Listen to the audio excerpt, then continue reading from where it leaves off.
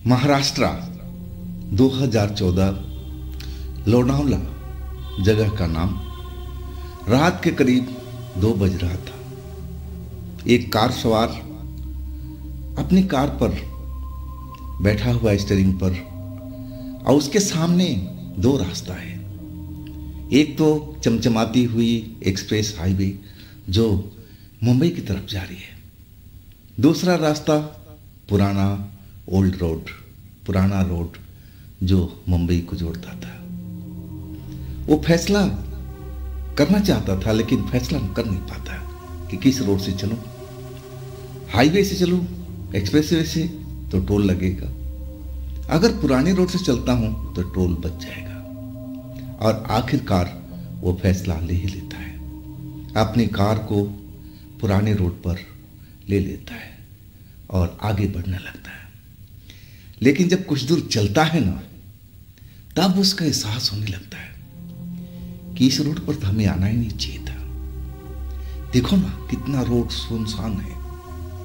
पुरानी अंग्रेजों के जमाने की बिल्डिंगें बनी हुई थी, अब पूरा अंधेरे में डूबी हुई एक अजीब सा एहसास दिला रही थी।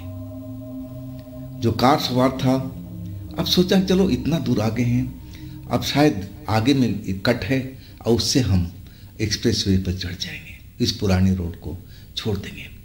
क्योंकि बहुत ही डरावना फीलिंग उस नौजवान को हो रही थी जो कार चला रहा था। वो थोड़ा डरा हुआ था, सोच रहा था कि हमने तो बहुत बड़ी गलती कर दी, इस रोड पर तो मुझे आना ही नहीं चाहिए था। लेकिन अब अपनी गलती सुधारना चाहता था। आगे चल कर के एक कट था जो एक्सप्रेसवे पर चढ़ाने का काम करता था। अब वहां तक आगे जाने लगा, लेकिन रास्ते में एक घना पेड़ सड़क के किनारे खड़ा हुआ था। कार सवार उसके नजदीक से गुजरता जा रहा है और तभी वो देखता है कि वो जो बड़ा सा पेड़ है भर भरा करके उसकी कार के ऊपर जा गिरता है, जैसे आंधी तूफान आई हो और वो खड़ कर के पेड़ उसके कार पर जा गिरा। और जब देखता है तो कार पर वो पूरा पेड़ गिरा हुआ है और सामने में कुछ लंबे लंबे लोग, काले काले लोग अपनी लाल लाल आंखों से उस कार सवार को घूर रहे हैं। अगले पल सिहर जाता है। वो सोचा कि अब तो काम उसका तमाम हो चुका, इतना भारी भरकम पेड़ उसके ऊपर आ गिरा है तो अब तो बचना मुश्किल। कार का तो जो होना था हो ही चुका होगा, अब मेरी भी अब जिंदा बचना, कार से निकलना अब मुश्किल होगा। अगले पल डर करके आंख बंद करता है और जैसे ही आंख खुलता है ना तो सब कुछ पहले की तरह, जो बड़ा सा पेड़ है वो अपनी जगह रोड पर खड़ा दिखाई देता है। हाँ, वहां पर कुछ लोग वैसे ही लंबे लंबे काले काले, आंखें एकदम लाल लाल जलती हुई दिखाई दे रही थी। और वो कार ड्राइवर तेजी से अपनी गाड़ी को आगे दौड़ा लगता है। वो जल्दी से जल्दी एक्सप्रेस वे पर पहुंचना चाहता है। तो नमस्कार दोस्तों, मैं हूं राज, आप देख रहे हैं हाईवे 33। ये जो कहानी हमें भेजे हैं ना, उनका नाम मनोज है। मनोज नवी मुंबई में रहते हैं। ये घटना उनके साथ में घटी थी लोनावला में। पूरी कहानी मैं आपको बताने जा रहा हूं, लेकिन दोस्तों आपसे यही गुजारिश है, अगर आप इस चैनल पर पहली बार जुड़े हैं और अभी तक इस चैनल को सब्सक्राइब नहीं किया है तो दोस्तों जल्दी से कर लीजिए और साथ में बेल आइकन को जरूर दबाइएगा ताकि आप मेरी वीडियो का कोई भी नोटिफिकेशन आप भूल ना पाए, आपके पास जल्द से जल्द पहुंचे। तो शुरू करें आज की कहानी। दोस्तों ये कहानी है मनोज जी का, 2014 का। मनोज जी होटल इंडस्ट्री में काम करते थे। शादी उनका 1999 में हो चुकी थी, एक लंबा अरसा हो गया था। मनोज जी का एक बेटा भी था। मनोज जी होटल में ज़्यादातर काम करते रहे थे। अब वो एक रिसोर्ट में थे। ड्यूटी बहुत लंबी थी, सुबह 8 बजे जाते थे और रात के 8 बजे ड्यूटी से निकलते थे। 12 घंटे की नौकरी, लंबी नौकरी, और वो भी बैठ कर रहना पड़ता था। बड़ी बोरियत महसूस होती थी मनोज जी को। सोचते थे कि काश मेरे पास भी पैसा होता, मैं करोड़पति होता जैसे मेरे सारे दोस्त हैं, बहुत पैसे वाले हैं। मैं भी एक दिन करोड़पति बन जाता तो मैं भी ऐश मौज करता। इस 12 घंटे की नौकरी जो मुझे बताना पड़ता है, इससे तो कम से कम मुक्ति मिलती। अब मनोज जी करे तो क्या करे, किस्मत को तो बदल नहीं सकते हैं। उनका जो विश्वास था ना भगवान के प्रति बहुत ज़्यादा था। भगवान के प्रति श्रद्धा रखते थे, भगवान से प्रार्थना करते रहते थे कि हे प्रभु, कब मुझे अमीर बनाओगे, कब मुझे इस नौकरी से छुटकारा मिलेगा। 12 घंटे की नौकरी, और वो भी बोरियत वाली। अब मनोज जी को भूत प्रेत में भी बहुत ज़्यादा विश्वास था। भूत प्रेत की अनगिनत कहानियां पढ़ते थे और एक विश्वास सा हो चुका था। वो जानते थे कि इस दुनिया में भूत प्रेत भी होते हैं, मान करते थे, मानते थे। अब मनोज जी का वो दिन तो कभी भूल नहीं पाते। जब 8 बजे रात में मनोज जी अपने घर के लिए निकले, जब अपने घर पर पहुंचे जहां उनकी पत्नी, उनके बच्चे इंतजार कर रहे थे, तो देखे तो उनकी जो पत्नी की 3 बहनें थी वो भी आई हुई थी। घर में रौनक बढ़ा हुआ था, शोर शराबा हो रहा था। आज जब मनोज जी पहुंचे, भाई ये खुशी का कारण क्या है, आप लोग इतनी खुशी मना रहे हो, बात तो बताओ। तब मनोज की पत्नी बोलने लगी कि देखिए, हम सुबह अपने बहन के घर जा रहे हैं जो उन्होंने खरीदा है नया घर पर। हाँ, हम 2-3 दिन उसी घर में रहेंगे हम लोग, सारी बहनें। मनोज जी भी खुशी हो गए, लेकिन अगले पल उदास हो गए। वो कहने लगे, भाई मुझे तो इतनी लंबी छुट्टी मिलने से रही, ये कैसे हो सकता है। तब मनोज जी की पत्नी बोली, अरे आपको जाने का कौन कह रहा है, आप तो अपना काम करते रहिए, सिर्फ हम जा रहे हैं, बच्चे जा रहे हैं, आपकी जरूरत नहीं है वहां पर, आप अपना नौकरी करते रहिए। मनोज जी झेप से गए, लेकिन एक तरह से खुश भी थे कि चलो 2-3 दिन के लिए मेरी पत्नी अब दूसरे घर पर है, मेरी अपनी सिस्टर के घर पर रहेगी। अब तो मैं आज़ाद हूं, मैं तो जो चाहे कुछ भी कर सकता हूं। खुश बहुत हुए थे और खुशी के मारे अब अंदर से अपने आप को बहुत दिखा नहीं रहे थे कि दिल में कितनी खुशी है। आखिरकार रात कटी। सुबह जो उनकी पत्नी थी अपनी बहनों के साथ अब नए घर पे चली गई थी। 2-3 दिन उसको उसी घर में रुकना था। अब इस घर पर मनोज जी थे और वो भी जल्दी जल्दी तैयार होने लगे, क्योंकि उनको भी तो ऑफिस जाना था, रिजॉर्ट में जाना था, होटल में जाना था, ड्यूटी करनी थी। लेकिन खुश बहुत थे। अब होटल पहुंच गए वक्त पर, काम संभाल लिया अपना। और उस दिन एक पार्टी ने एक केस भी पकड़ा गया था, करीब लाख रुपए के आसपास का केस था। मनोज जी अपने पास ही रखे हुए थे और उस होटल में जहां काम करते थे, मालिक के बाद उनका दूसरा नंबर था। अब आप समझ सकते हैं दूसरे नंबर वाला वो भी पावरफुल बंदा होता है। लेकिन मनोज जी अपनी इस नौकरी से खुश नहीं थे, लंबी टाइम देना पड़ता था, इसलिए दुखी रहते थे। कभी उनको घूमने फिरने को ज़्यादा मिलता नहीं था, एक तरह से आज़ादी को महसूस नहीं कर पाते थे। जैसे बंधुआ मजदूर होता है वैसे अपने आप को फील करते थे। सीधा ड्यूटी से घर, घर से ड्यूटी, यही काम रह गया था। लेकिन जब उनकी पत्नी अपने सिस्टर के पास गई ना, तो बहुत खुश थे, जैसे दुनिया का सबसे बड़ा खुशी उनको मिल चुका है। अपने दोस्तों से फोन पर बात करने लगे, अरे सुनो, आज हम लोग रात को पार्टी करेंगे, तुम लोग मिलना मुझे, जो भी जगह उन्होंने तय किया होगा। अब 8 बजे उनको छूटना था, लेकिन 5 बजे के आसपास ही अपने बॉस को बहाना बना दिए कि मेरी तबीयत आज ठीक नहीं लग रही है, मैं अपने घर जाना चाहता हूँ, आराम करना चाहता हूँ। बॉस मान गए। मनोज सच्चे आदमी थे, ऐसा कभी गलत काम करते नहीं थे, झूठ बोलते नहीं थे, तो भी विश्वास कर गए। कहने लगे, ठीक है मनोज, आप जाइए, आराम कीजिए। अब मनोज जी तो खुश थे। 1 लाख रुपए जेब में पड़ा हुआ था पार्टी का, होटल का, और वो उनके बैग में रह गया, वो उन्होंने जमा नहीं कराया था। अब सोचे चलो अब निकल ही गए हैं तो कल के कल देखेंगे, कल जमा करा दिया जाएगा, इतने जल्दी क्या है। इसके बाद सीधा घर गए, नहाए धोए फ्रेश हुए और सोचने लगे कि अब क्या करें। अपने दोस्तों को फ़ोन करने लगे, लेकिन उनके दोस्त भी 8 बजे के बाद अपने अपने काम से फारिग होना था, और तब तक 3 घंटे का से ज़्यादा का टाइम लगभग था उनके पास में। तो अब सोचने लगे इतनी वक्त को मैं कैसे व्यतीत करूं, क्या करूं।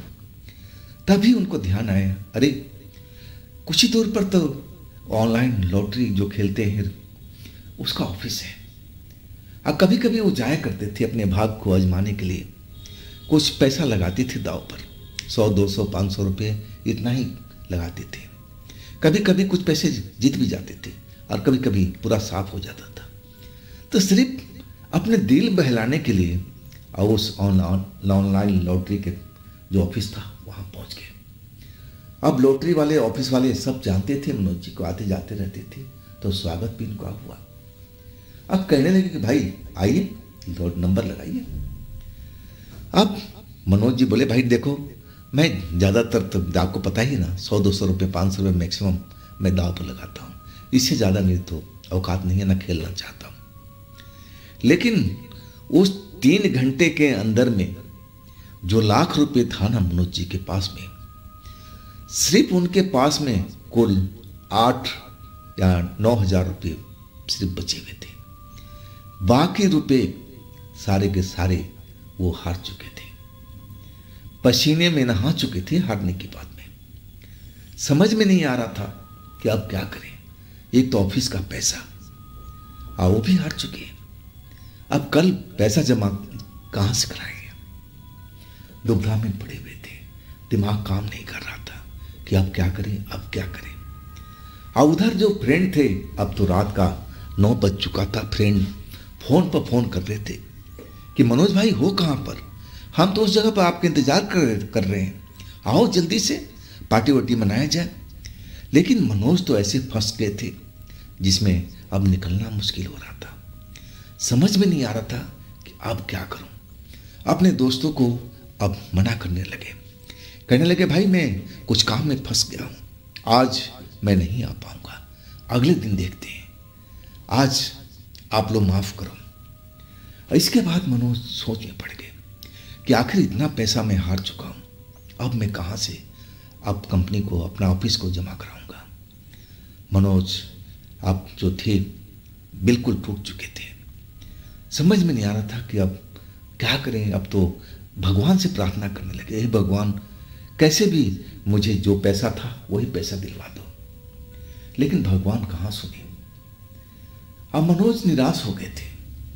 फिर जो 8-9 हज़ार रुपये बचे हुए थे और उन्होंने अपने मन माफी नंबर चुने, अब पैसा लगा करके जल्दी से उस ऑनलाइन लॉटरी के ऑफिस से अपने कार में पहुंच गए। उनके पास अर्टिगा कार थी और कार में सवार हुए और वहाँ से 3-4 किलोमीटर की दूरी पर कब्रिस्तान था, शमशान था, मतलब अलग अलग धर्मों का कब्रिस्तान शमशान बना हुआ था। क्रिश्चियन का भी था, हिंदू का भी था, सब जातियों का था उसमें बना हुआ। अब रात के करीब आप मान के चलो कि 10 बज रहा था और सीधा कार लेके सुनसान जगह पर और वो शमशान के गेट के पास पहुंच गए। कार रोका, अंदर से बिल्कुल हिली हुई थी। अब जो पैसा हार चुके थे, अब उसी में उनका विचार भटका हुआ था कि कैसे मैं पैसा जमा कराऊंगा कल, अब क्या होगा, अब क्या होगा।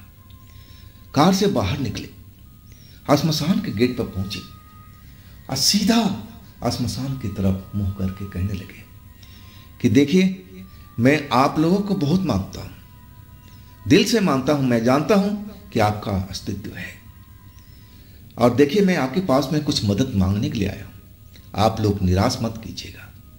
आप मेरी बात सुन रहे हैं ना। अब फिर मनोज जी अपने दिल की बात कहने लगे कि देखिए मैं ऑनलाइन गेम में इतना पैसा हार चुका हूँ अब कुछ पैसा लगा के आया हूँ, अगर आप लोग चाहोगे तो पैसा मेरा रिकवर हो जाएगा, तब मैं मानूंगा कि वास्तव में आप लोगों का अस्तित्व है, और नहीं तो मैं बिल्कुल नहीं मानूंगा। वो पैसा मेरा वापस आ गया ना तो मैं आपको मिठाई भी चढ़ाऊंगा, यहां पर आकर के अगरबत्ती भी जलाऊंगा। इसके बाद मनोज जी कुछ देर वहां खड़े रहे। अब यही सोच विचार करते रहे कि क्या जो बात उन्होंने कब्रिस्तान शमशान में बोली है, क्या बात उन लोगों ने सुना भी है, क्या ऐसा हो पाएगा? लेकिन अंदर का विश्वास उनका कह रहा था कि हाँ, जरूर सुना होगा, अब देखते हैं क्या होगा। इसके बाद जो मनोज जी थे अपने कार को वापसी लिए। घूमते फिरते सिगरेट पीने का उनको शौक था ज़्यादातर। कई जगह रुके, सिगरेट वगैरह पी के, कई दोस्तों के फ़ोन आ रहा था, फ़ोन रिसीव भी की, बातचीत भी की। पत्नी का भी फ़ोन आया कि घर पहुंच गए। उन्होंने बात किया, लेकिन बताए कुछ भी नहीं कि उनके साथ में क्या क्या हुआ है, टाल गए थे। इसके बाद अब भटकते भटकते उसी ऑनलाइन जो लॉटरी का ऑफिस था वहां पहुंचे, कार पार्किंग में खड़ा किए। जैसे ही अंदर जाने लगे तो देख रहे हैं कि वहां का स्टाफ शोर मचाता हुआ उनकी तरफ दौड़ रहा है। अरे कहां थे सर, कहां थे सर, हम तो काफी देर से आपको ढूंढ रहे थे। वहां का जो मालिक, स्टाफ, ऑपरेटर सारे दौड़ते हुए मनोज जी की तरफ आ गए। मनोज जी खुद हैरान थे कि ये सारे लोग मेरे पास क्यों दौड़ के आ रहे हैं, ऐसा क्या हो गया। तब मालिक ने बताया कि मनोज जी, आप तो इतना पैसा जीत चुके हैं, आपने कभी अपने मन में सोचा भी नहीं होगा, आज तक इतनी बड़ी गेम आपने कभी जीता नहीं होगा। मनोज जी कम से कम 3 लाख से ऊपर जीत चुके थे। अब जैसे उन्होंने ये बात सुनी ना तो एकदम हक्के बक्के से रह गए। अब उनको समझ में आ गया कि गेम जितवाने में वो जो भूत प्रेत हैं, शमशान घाट वाले, कब्रिस्तान वाले, उनका ही रोल है। अब उन्होंने अपने दिल से उनको नमस्कार किया कि आप ही लोगों की कृपा से ये पैसा रिकवर हुआ है, और रिकवर क्या हुआ उससे तो 2 गुना मुझे ज़्यादा आपने दिलवा दिया। अब मन ही मन उनको प्रणाम किया। इसके बाद गए, पैसे वैसे लिए, वहाँ भी कुछ पैसे ऑपरेटर को दिए, लो भाई पार्टी सार्टी करो।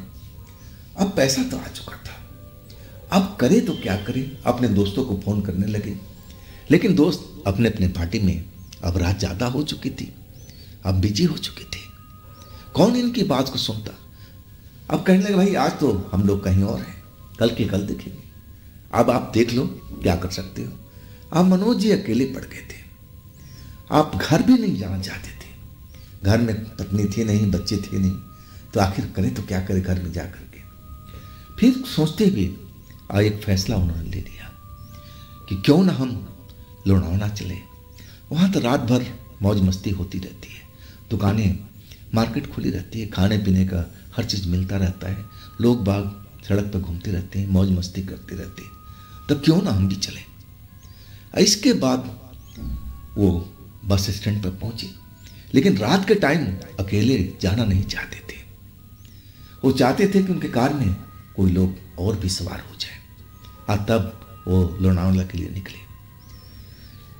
बस स्टैंड पर पहुंचे ना तो आवाज़ लगाने लगे, लोनावला कोई चलेगा भाई। अब कई लोग तैयार बैठे हुए थे, सबने बोला हाँ हाँ हाँ। देखते ही देखते उनकी जो कार थी अब भर गई थी। 100 रुपये बता रहे थे कि मनोज जी, सिर्फ मैंने ऐसे ही तफरी के लिए 100 रुपये बताया था, और तभी सारे लोग आकर हमारे कार में बैठ गए थे। अब हम लेके चल पड़े। अब उन पैसों से ये हुआ कि टोल जो लगना था एक्सप्रेस हाईवे का, उसको हमने भर दिया था, और कोई कमाई का जरिया थे। हम चाहते थे कि हम अकेले ना रहें, साथ में कोई ना कोई बातचीत करते चले। रात का ज़्यादा टाइम हो चुका था। अब इसके बाद मनोज जी तो पहुंच गए लोनावला। मार्केट में खाने पीने का, जूस पी रहे हैं, कुछ भी जो इच्छा है, घूम रहे हैं, फिर रहे हैं, सिगरेट पी रहे हैं, सारा कुछ करते करते अब रात का करीब करीब 1:30 बज चुका था। हाँ, तब उनको ख्याल आया कि अरे रात ज़्यादा हो चुकी है, अब हमने घूम भी लिया, मौज मस्ती भी कर ली, अब हमें वापस चलना चाहिए। अब जिस जगह पर सवारी मिलती थी अब वहाँ कोई सवारी थी नहीं, वो अकेले जाना भी नहीं चाहते थे।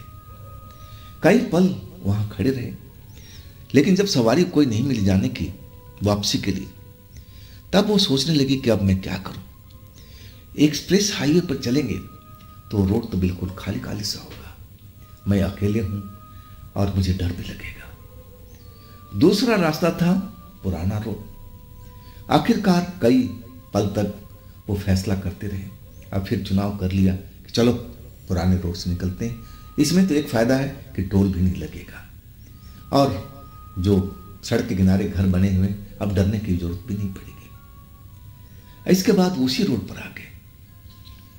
अब रोड के किनारे किनारे अंग्रेजों के ज़माने की कोठियाँ बनी हुई थी, सब अंधेरे में डूबी हुई। अब मनोज जी थोड़ा दहशत में थे। अब वो जान चुके थे कि जो भूत प्रेत का अस्तित्व होता है ना, वो बिल्कुल सही होता है। और तभी तो उन्होंने मेरी बात को एक ले लिया था, तभी तो उन्होंने पैसा इतना जितवा दिया। ऐसी वजह से वो डरे हुए थे अपने मन के अंदर में। अब आखिरकार चलते रहे, लेकिन कुछ देर चलने के बाद में अब उनको लगने लगा कि अरे मैंने तो बड़ी गलती की है। देखो ना कितना रोड सुनसान है, कोई भी ट्रैफिक इस रोड पर दिखाई नहीं दे रही है। कम से कम हाईवे पर चलते तो ट्रैफिक तो मिलती। अब अपने आप को जो फैसला लिए थे उस पर कोसने लगे कि ऐसा मैंने क्यों किया। फिर सोचा कि चलो आगे एक कट है जिससे हम अपने कार को लेकर के उसी हाईवे पर चढ़ जाएंगे। अब आते जाते रहते थे मनोज जी, सब कुछ पता था उनको, लेकिन कुछ ही देर चले थे आगे। अब एक बड़ा सा पेड़ था रोड के किनारे। जब रोड के किनारे जब पहुंचे और अचानक जैसे पेड़ बहुत भारी पेड़ और अपनी जड़ से उखड़ गया और सीधा मनोज जी के कार पर जा गिरा। जैसे ही कार पर गिरा मनोज जी का तो लगा कि हार्ट फेल हो जाएगा। इतना बड़ा पेड़ कार कैसे संभाल पाएगा। अब मनोज जी को समझते देर नहीं लगी कि अब तो मेरी कार तो अब चकनाचूर हो गई होगी। अब मैं भी अब इस कार के अंदर फंस गया हूं। अब जिंदा निकल पाऊंगा या नहीं निकल पाऊंगा इसकी कोई गारंटी नहीं है। हाँ, तभी कार के आसपास में लंबे लंबे काले काले लोग जिनकी आंखें जलती हुई दिखाई दे रही थी और वो मनोज को घूरते जा रहे थे, जैसे अपनी नजरों से ही मनोज जी को खा जाना चाहते हैं। अब मनोज जी का पूरा रूह कांप गया था ये सब घटना देख करके। मनोज जी पूरे डर करके सिहर गए थे, अपनी आंखें बंद कर ली। अब मन में सोचने लगे, भगवान मुझे बचाओ, भगवान मुझे बचाओ। अब जब आंखें खोली मनोज जी ने दूसरी बार, तब देख रहे अरे पेड़ तो अपनी जगह पर खड़ा है और कार भी मेरी सुरक्षित है, मुझे भी कोई चोट नहीं लगी है, कार कोई नुकसान नहीं पहुंचा है। और ये सब क्या है भाई, मेरी आंखों का भरम है क्या। तब तक मनोज जी देखते हैं कि उसी पेड़ के नीचे जो लोग जो आगे दिखाई पड़े थे, लाल लाल आंखों वाले काले वस्त्र में लंबे लंबे दिखाई दे रहे थे, और उसी पेड़ के पास में नजर आ रहे थे। मनोज जी को समझते देर नहीं लगी कि जो उन्होंने कुछ देखा है, महसूस किया है, सब इन्हीं के करतूत है। मनोज जी अगले पल रुके नहीं, कार दौड़ाते चले गए। आखिरकार उस हाईवे पर चढ़ बैठे, एक्सप्रेस वे पर। अब कार दौड़ाते रहे, चलते रहे। कुछ देर पहुंचने के बाद में मनोज जी उस हाईवे पर चलते जा रहे थे। एक पल के लिए आंख उनका झपका और अगले पल क्या देख रहे हैं कि अरे ये तो एक्सप्रेस वे है नहीं, उसी पुराने रोड पर है। ये कैसे संभव हो सकता है। मनोज जी का जैसे लगा कि हाथ पैर अब कांप रहे हो, डर के कारण सब लगा कि ये सब क्या हो रहा उनके साथ में। मैं तो इसी एक्सप्रेस वे पे चढ़ा था अब फिर पुराने रोड पर कैसे आ गया? अब मनोज जी को अब समझते देर नहीं लगे कि अब वो फंस चुके हैं अकेले इस रोड पर।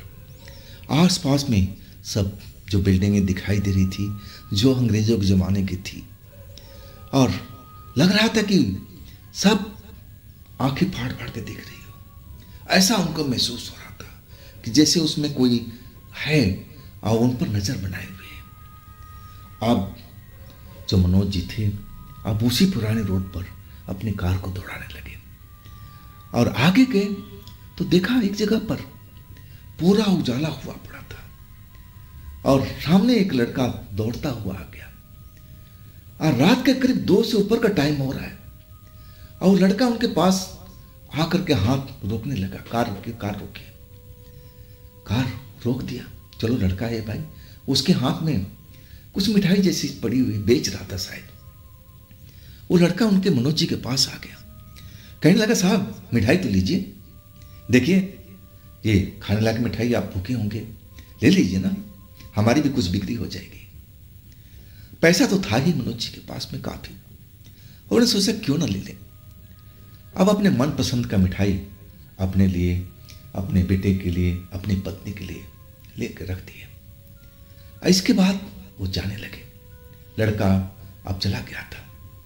कुछ देर चलने के बाद में फिर अचानक वही लड़का सामने से दौड़ता हुआ आ रहा है, हाथ देता हुआ, रुकिए रुकिए रुकिए। मनोज जी उस लड़के को पहचान गए कि यार ये लड़का तो पीछे छूट चुका था, वो मिठाई बेच रहा था। अब की बार इसके हाथों में अगरबत्ती का पैकेट था, ये अगरबत्ती बेच रहा था। तो क्या दोनों लड़के अलग अलग हैं? एक ही जैसे कपड़ा पहना हुआ सब कुछ था, कद काठी एक ही जैसा, चेहरा मोहरा एक ही जैसा।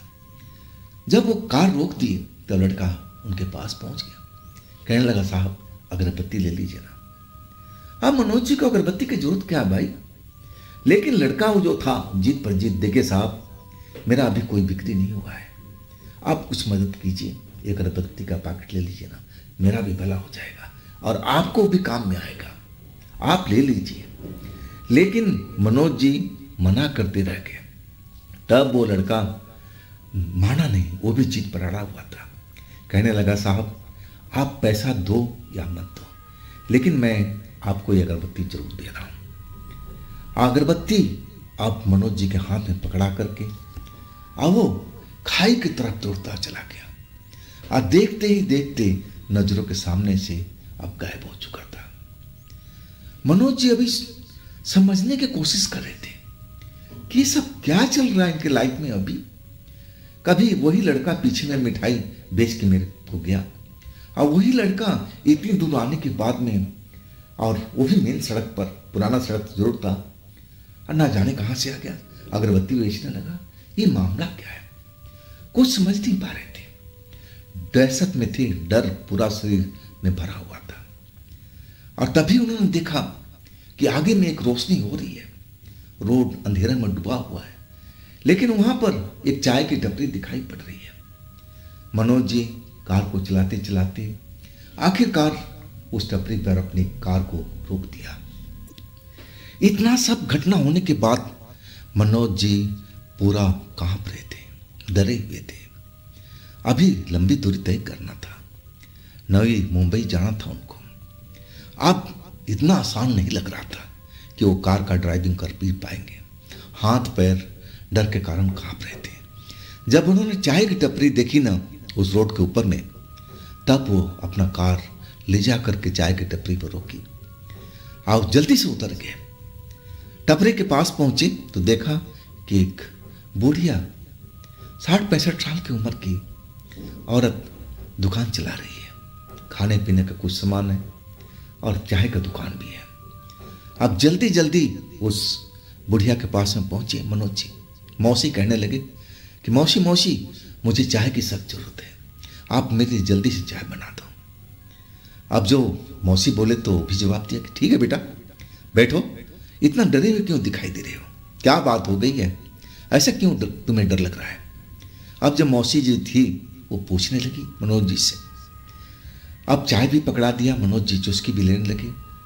अब थोड़ा अब बेटर महसूस कर रहे थे, किसी को सामने बैठा पा करके दुकान पर। अपने दिल की जो डर की बात थी अब अपने मौसी से शेयर कर रहे थे। सारी हालात मौसी ने सुना और कहने लगी कि बेटा, आपको इतनी रात को अकेले क्या घूमने का शौक पड़ी थी? आपको रात के टाइम में अकेले घूमना नहीं चाहिए था। आपने जो कुछ महसूस किया, सब कुछ देखा, ये सब छलावा है। कुछ भी कर सकते हैं, ये रोड के ऊपर में कोई भी वेश धारण कर सकते हैं। अच्छा हुआ कि आप तक अभी तक आप बचे हुए हैं, नहीं तो वो तो आपको मार भी सकते हैं बेटा। सारी बात सुनकर के मौसी को अब मनोज जी जो थे अब बेहद डर चुके थे। अब कहने लगे, मौसी अब मैं क्या करूं? अभी तो मुझे लंबी दूरी तय करना है। अब जो मौसी थी कहने लगी, बेटा अब थोड़ी देर यहीं पर गुजारो, थोड़ा सुबह होने दो, टाइम होने दो, और यहां पर तुम सुरक्षित हो। अब घंटा 1.5 घंटा करीब आसपास उसी दुकान पर मनोज जी ने बिताया। मौसी से बात करते रहे। मौसी भी उनको दिलासा देती रही कि देखो, इस जगह पर आप सुरक्षित हो, आपको कुछ नहीं होगा। वो छलावा लोग इस रोड पर आ नहीं पाएंगे, इस जगह पर नहीं आ पाएंगे, आप डरो मत। लेकिन इतना डरे हुए थे मनोज जी, अब जिधर भी देखते लगता कि वही लाल लाल आंखें उनको घूर रही है। एक डर का माहौल अब बना हुआ था। आखिरकार जब सुबह के 4 बज गए ना, तो मनोज जी कहने लगे कि मौसी, आप तो सुबह के 4 बज गए, क्या मुझे अब निकल जाना चाहिए? तब वो बुढ़िया लेडी जो थी चाय वाली, वो कहने लगी, हाँ बेटा, अब तुम जा सकती हो। अब मनोज जी जैसे आगे बढ़ने लगे, तभी आवाज दी, अरे सुनो बेटा, इधर आओ, इधर आओ, इधर आओ। अब मनोज जी पीछे मुड़े, दोबारा गए अपनी मौसी के पास में। मौसी कहते थे, हाँ मौसी जी बताइए। तब वो उस बुढ़िया ने एक कागज मोड़ा तोड़ा, अब मनोज जी के हाथ में पकड़ा दिया। कहने लगी, बेटा ये रक्षा कवच है, तेरे लिए मैं ये बनाई हूं, अभी तू अपने पास में रख ले, और जब तक तेरे पास है, तेरे पास में कोई भी शक्ति तेरे को नुकसान नहीं पहुंचा सकती, तो सुरक्षित हो। इसके बाद वो कहने लगी कि अब जा सकती हो। अब मनोज जी जो मोड़ा तोड़ा कागज था उसको तो खोल के देखे नहीं, अपने जेब में डाल दिया। अब फिर चल पड़े अपने उसी तरफ में, अपने घर की तरफ, मुंबई की तरफ चल पड़े थे। आखिरकार जब अपने इलाके में पहुंच गए, आज सुबह भी अब हो चुकी थी। अब तब कार रोका, एक चाय की दुकान पर चाय खुली हुई थी, टपरी था। अब फिर सोचे कि चलो चाय पी लेते हैं, सिगरेट भी थोड़ा सुलगा लेंगे, मन थोड़ा फ्रेश हो जाएगा, जो डर है थोड़ा कम हो जाएगा, क्योंकि अब सुबह हो चुकी थी। आज चाय की दुकान पर अब चाय पीने लगे, सिगरेट सुलगा के कस मारने लगे। तब ध्यान आया कि अरे वो मौसी ने एक मुझे कागज मोड़ा तोड़ा दिया था, बोली थी कि ये रक्षा कवच है, इसको संभाल के रखो। अपनी जेब से वो कागज जो मोड़ा तोड़ा था निकाल करके अब देखने लगे कि इसमें रक्षा कवच ऐसा क्या है। लेकिन जब उसको खोले ना, आज जैसे जैसे पढ़ने लगे, अब जो चेहरा था डर के कारण अब पीला पड़ने लगा था। उसमें साफ साफ लिखा था कि देखो, तुमने मुझे चैलेंज किया था कि अगर मैं तुम्हारे लॉटरी का पैसा वापस करवा दूं तो तुम मुझे मिठाई और अगरबत्ती चढ़ाओगे। हमने तो अपना काम कर दिया, अब तुम्हें अपना काम करना है। सुबह निकलने से पहले, सूरज निकलने से पहले अगर तुमने वो काम पूरा कर दिया, अगरबत्ती चढ़ा दी, मिठाई चढ़ा दिया, तो तुम सकुशल हो, और नहीं तो तुम्हारे साथ अब क्या हो सकता है अब तुम ही जान सकते हो। अब इतना पढ़ते ही मनोज जी के हाथ पैर कांपने लगे थे, और सब कुछ समझ में आ गया कि जो रास्ते में खेल हुआ था, अब ये सब याद दिलाने के लिए था कि तुम गलत कर रहे हो। जैसा तुमने वादा किया था वैसा तुम्हें करना चाहिए था। जब तुम्हें पैसा मिल गया तो वापस उस जगह पर जाना चाहिए था, वहां पर अगरबत्ती वादे के मुताबिक चढ़ाना था, मिठाई चढ़ाना था, इसके बाद तुम्हारा काम खत्म। लेकिन मनोज जी तो जोश में आ चुके थे इतना सारा पैसा पा करके अब खुशी तो संभल नहीं पा रही थी। जोश में होश खोना जो कहते हैं वही उनके साथ हुआ था। वो बात को भूल ही गए थे। सीधा अब मुंबई से लोनावाला पहुंच गए।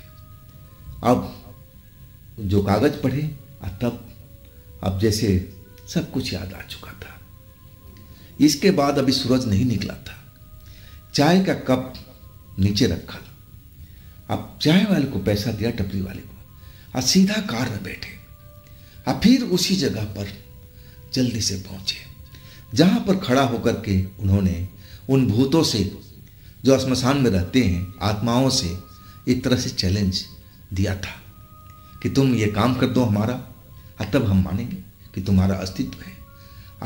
मेरा जब काम हो जाएगा तब मैं तुम्हें अगरबत्ती भी चढ़ाऊंगा और मिठाई भी चढ़ाऊंगा। अब वही काम मनोज जी ने किया। अगरबत्ती वहां चढ़ाया, मिठाई चढ़ाया, और इसके बाद जैसे लगा कि सारा शरीर का जो दर्द, जो भय था, बिल्कुल कम हो चुका। शरीर बिल्कुल हल्का हो चुका था। और इसके बाद वो रुके नहीं, सीधा अपने घर। लेकिन दहशत जरूर था। दहशत ये था कि वो काम पर जा नहीं पाए। और इसके बाद अपने पत्नी को फोन किया कि मैं भी आ रहा हूं। अब पत्नी कहने लगी कि ठीक है, आ जाओ। अब 3-4 दिनों तक कहा जाए तो अपने काम पर जा नहीं पाए थे, इतना उस रात का दहशत था। अब मनोज जी बताते हैं कि आज के बाद में, उस घटना के बाद में, मैंने कभी शमशान पर जा करके किसी को चैलेंज नहीं किया। मैं अपनी भूल को मानता था। अगर जरा से भी देर हो जाती, सूरज निकल जाता, अब मैं उस जगह पर नहीं पहुंचता किसी कारणवश से, तब ना जाने मेरे साथ में क्या होता। लेकिन उन्होंने भूत ने ही मुझे मदद भी किया था। आप सोच के देखिए कि आधी रात के वक्त में रास्ते में मिठाई मिलना मजाक थोड़ी है। और उसके बाद वही लड़का अगरबत्ती बेच रहा है। मतलब वो मदद भी कर रहे थे कि देखो तुमने वादा किया है, अब रात में कोई दुकान तो मिठाई के खुलने से रही, ना अगरबत्ती मिलेगी, तो हम तुम्हें मदद कर रहे हैं, कम से कम अपना फर्ज तो पूरा करो। मनोज जी को सब कुछ समझ में आ गया था। तो दोस्तों, ये थी मनोज जी की अपनी आप बीती। अगर आपके पास भी ऐसी कोई आप बीती है, कोई घटना है जो आप मुझे बताना चाहते हैं, तो आप मुझे इंस्टाग्राम पर या मेरे व्हाट्सएप नंबर पर अपनी घटना को आप मुझे शेयर कर सकते हैं। और दोस्तों, ये भी चैनल आप ही का है, तो इसको भी अपना प्यार दीजिए, लाइक कीजिए, सब्सक्राइब कीजिए, शेयर कीजिए। अब फिर हम मिलते हैं अगले रोज एक नई घटना, एक नई कहानी में। आप लोग अपना ख्याल रखिएगा। नमस्कार।